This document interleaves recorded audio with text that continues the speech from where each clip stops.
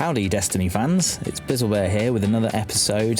This one is the Average Joe's cheat sheet guide to getting Outbreak Perfected in the mission 0 hour as a hunter.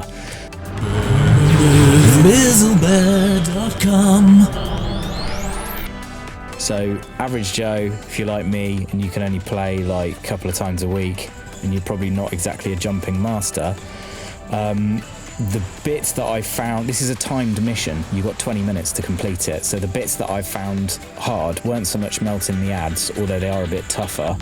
It's all the jumping puzzles, and there's a lot of guides out there, but there's some that don't show you, there's a few shortcuts that they don't show, so I think we've pretty much got it down to the best possible, quickest way regarding the jumping puzzles and all of that kind of stuff, so I wanted to share that with you guys.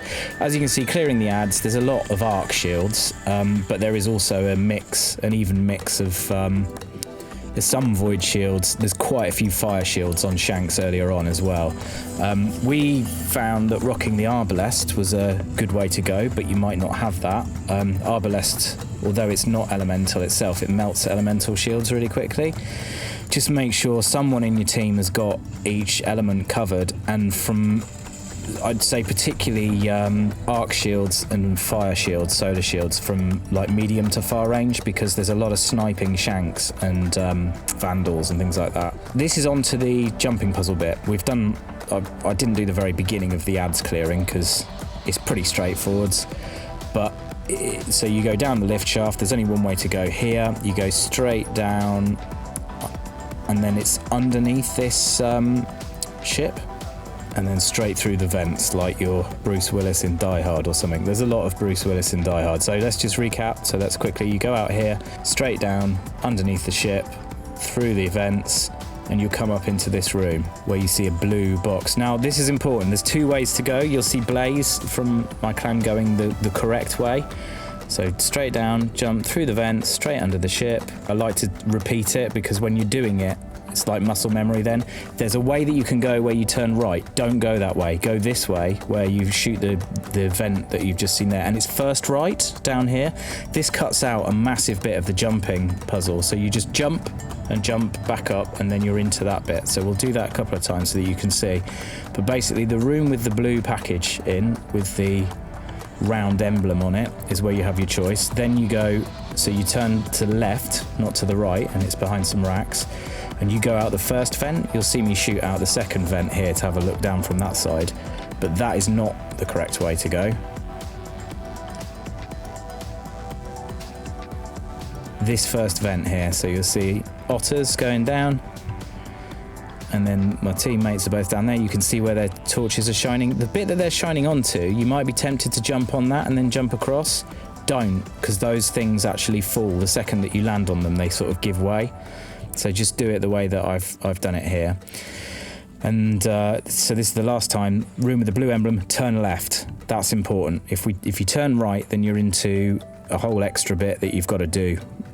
Jumping across, and this is by far the quickest way. It just cuts out all of that jump, and if you've got Hunter with triple jump on, you've got a couple of chances to get in through that door. Okay, now this section is quite a big jumping puzzle down to the left, but we just ignored it. If you see here where I've slowed it down, you can shortcut yourself straight onto that bit as long as one part of your team is rocking a Warlock with max mobility, strafe glide, and for additional sort of mobility, you can carry something like the Parcel of Stardust shotgun. There's a lightweight frame shotgun that gives you extra mobility, and you can get onto that barrier. And then, as you can see, once you're on there, there's a button there that you can press to extend it out. So now there's a little flashing red landing spot that makes it a lot easier for the rest of us. Each time I'm jumping, I'm failing because I'm assuming it's a jump straight down, but it doesn't. It actually goes the side of the wall, the side of the tower curves slightly in. This time I've taken more of a run up, so then jumped a bit early that time and across. Blaze as Hunter did actually manage to do it without the platform being extended. I've no idea how he did that. I think one of you, for the jumping puzzles in this, I think one of you needs to be a Warlock, because there's another bit later on Titan will work as well. I just think Warlock's glide and strafe glide is the best for sort of jumping puzzles and things like that. That's my opinion. So then we go straight up. This bit's pretty straightforward. You go as far as you can go. Don't go onto the bit that looks broken. Jump up onto those boxes so that you can get in through the vent, and then you're in that way and straight down. There's only one route you can go now, and you're into the loading bay jumping room. There's another jumping puzzle, so we'll just see that one more time. Again, if we repeat, hopefully it'll be like muscle memory. You can see where my clanmate's gone up there. Jump straight up. Up on the box, you have to be on the boxes to be able to get up as a hunter, and then into that loading bay area. So straight along here, not onto the broken one, onto the box behind, straight up and in. Then it's straight forwards into the loading bay area. So this is, you have to sort of work your way up, jumping each side. There's the small platforms and wide platforms, and as you get to the top, there's vents on either side. There's 2 levels of vents. There's an upper level and a lower level, and then there's 2 ways you can go. So it's the top level of vents that you want to be going into. So as a hunter, you can just see Blaze jumping up. So you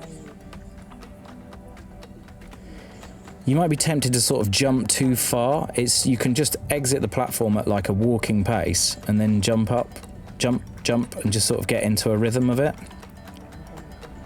If you sort of jump too far and you bounce into the wall, then as you try and land on, particularly on these small ones, you'll sort of ricochet off the wall and fall back down to your, well, not to your doom, but you'll have to start again. If you go into one of the wrong vents by accident, then you'll see it's a clear dead end. So these vents are open because my teammates have already shot them out.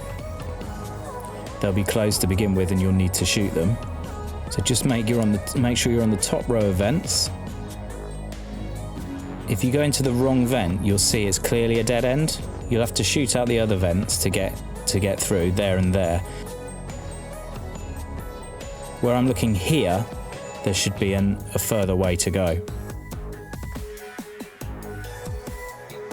This one is the correct way to go. You can see on the left there's an open vent through to the next section, and now we're into the fan blade section. So the correct vent is the top one on the opposite side of the room that you first come into. But if you go in the wrong one at the top, you won't see this opening, so you'll just know straight away to go out and jump. It's quite easy to jump straight across to the other one. Okay, now this bit I wasted the most of my time trying to get past, because I did not realise that you can stand in the middle of the vents. So I can see the red gullies, and you can see me on this attempt trying to just jump straight down, and either trying to stand on the edge, which you will not be able to do, the fan blades will get you, or those red pipes that have kind of got a bit of a bevel on them. So you just slide off them each time. So dead, dead, dead. This is how not to do it, and you can see that I've made many attempts, and it's I won't say it's not possible, because Blaze actually managed to fall all the way down there by sheer fluke and get to the bottom without dying. But I've got a little bit further this time, and it's this time that I worked out, I can actually stand on the centre without it killing me. So the next time, this is the way you should do it. So just jump before, position yourself on the centre, fall down, jump, try and get into a rhythm of it, because you don't want to jump too early, because your head will go up into the fan underneath. So wait, jump, and centre of the fan. So jump, wait, jump, centre of the fan. So just try and get that rhythm into your head. Jump, wait, jump, centre of the fan. And then you'll be able to just sort of muscle memory do it all the way down. So sorry to repeat, but you'll thank me in the jump. Got a little bit further that time. Definitely not possible that way. Just always be jumping on the centre of the fan. So make sure you're going down the correct red channel. Jump, wait, jump, backwards gently, land on the centre of the fan. Find the correct red gully, jump, wait, jump back, centre of the fan. And last one, jump down the red gully, jump backwards, centre of the fan. Alright, this one really is the last one. Jump down, jump backwards, centre of the fan. And if you can get in that sort of rhythm, that last one was a little bit too early.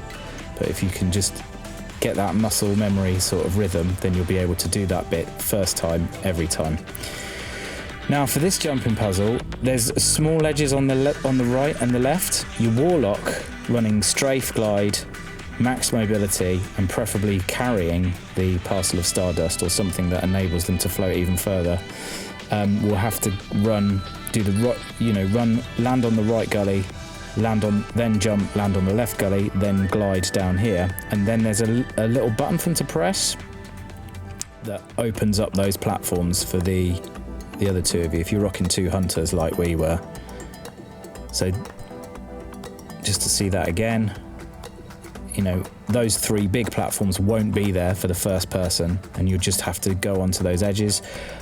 Even with triple jump on Hunter, if you're only like me playing Destiny not that regularly, because of the slant on it as well, I wouldn't attempt it. I'd get a teammate running Warlock preferably, or a Titan, to go down first. And then just as we get to the bottom, as they fall down this hatch, you see straight away that where I've highlighted, that's the switch they need to push to bring out those platforms that we've just used. And then there's only one route through this bit, and you'll end up in the ventilation in the tower ruins. And that, what I've highlighted there, is actually a map of the bit that we're going to be doing. So the red things on the map are switches that all four need to be open to open a door at the back of the room. And you can see here, they've marked on it, Trevor! Trevor is terrifying. It's a robot that whittles round the hallways and rips you to shreds and travels much faster than you can run. So I sort of ran hell for leather each time.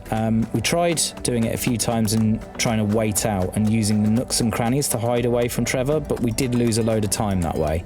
We've found that there are 4 switches, but if you just sort of run hell for leather to each switch and try and switch it on, and if you happen to be by a nook or cranny or this central area, you can jump onto the red pipe to escape Trevor when he comes by. Once all 4 switches are open, see this, look for this exit symbol at the back, which will be the far end from where you've come in. So it's just, you can go the left route or the right route to get to the far end, but you'll want this door to be open. If it's not open, you're not safe in this bit because Trevor comes down. That's Trevor. He's terrifying.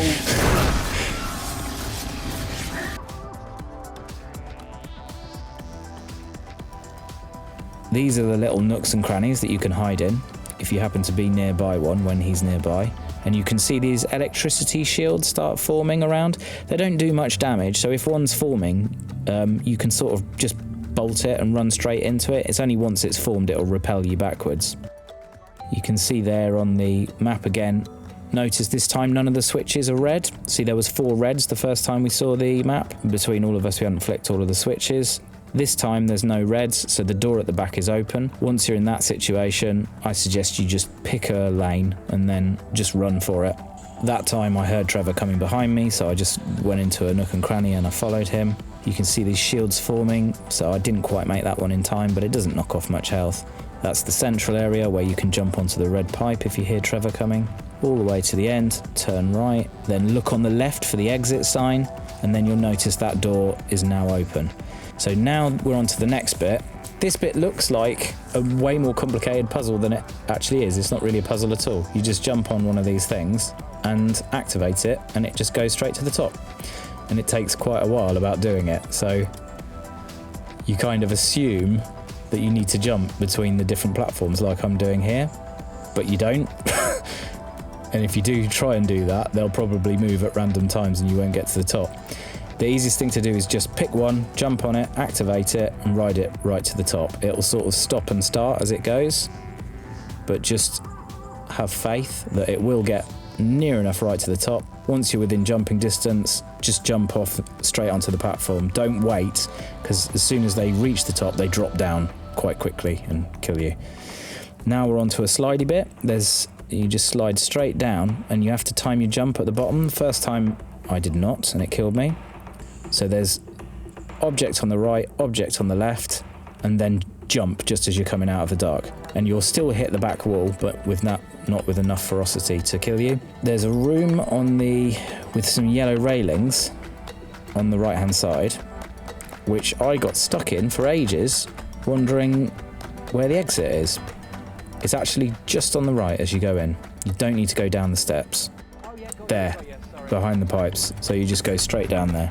Now I'm in a bank vault in James Bond's Goldfinger. Wandered around this area for ages. There's actually a secret door with a pipe on it that opens. There doesn't seem to be a switch. That wall there will open.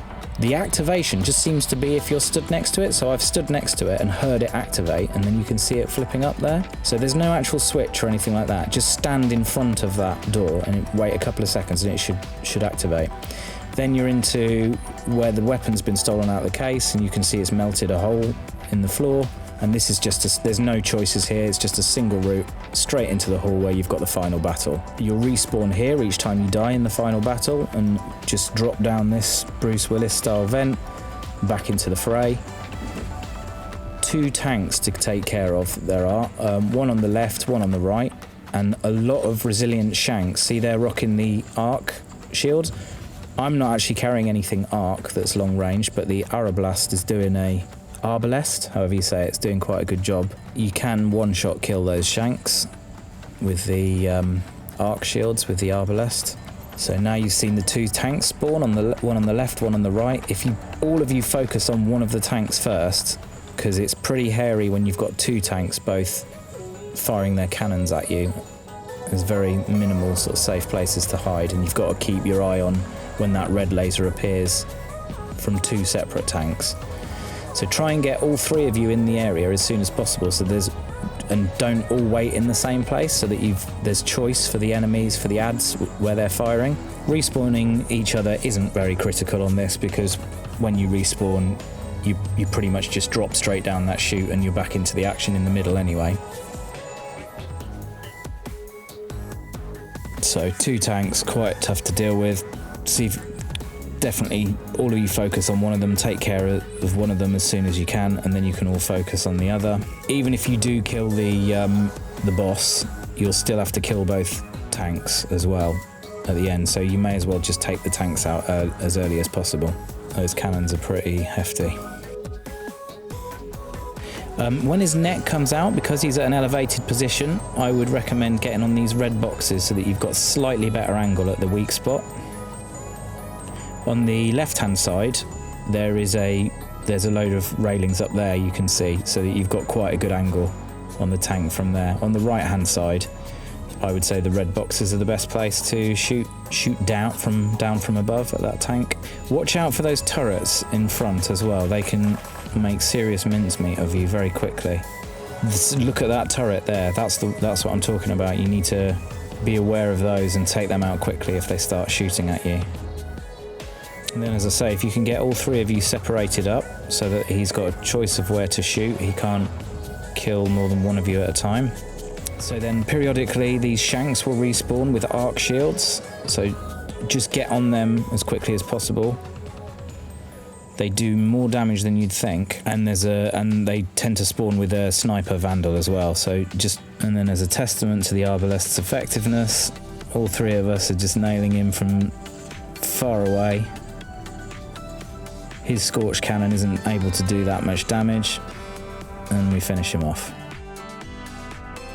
So the end bit's pretty straightforward, just as long as you give yourself enough time. If you follow the puzzle jumping techniques, and especially the bits that sort of skip out long sections, then you should have plenty of time to finish this last boss off. If you don't have the arbalest, I would say Borealis, something that is sort of long range that you can also switch elements on, is ideal. If you don't have a Borealis, I would go sort of like a decent arc scout rifle or arc sniper, and just make sure somebody's covering solar at reasonably long range as well, because earlier on there are some ads from quite far away. Cool, so I hope that's been of help. Good luck with the quest. Let me know how you get on. As I say, there are lots of awesome guides out there. I've linked to 2 that I think are fantastic. Obviously, Rick Kackis. Always love his stuff. But there's another one in there as well, because Rick's doesn't follow our shortcuts. So I've linked to another guide that does follow our shortcut. So if you've got time, watch these 2. But I composed this video because when I went into this, I'd intended to watch a video about it first, but I came home from work, needed to, my clan was ready to go, didn't have any chance to watch the guides first. So if I went into it knowing these things, we wouldn't have had to do it so many times. So I thought I'd just put them together in this video. Hope it's been of use, and see you in the next video. Drop me a comment, let me know what you think.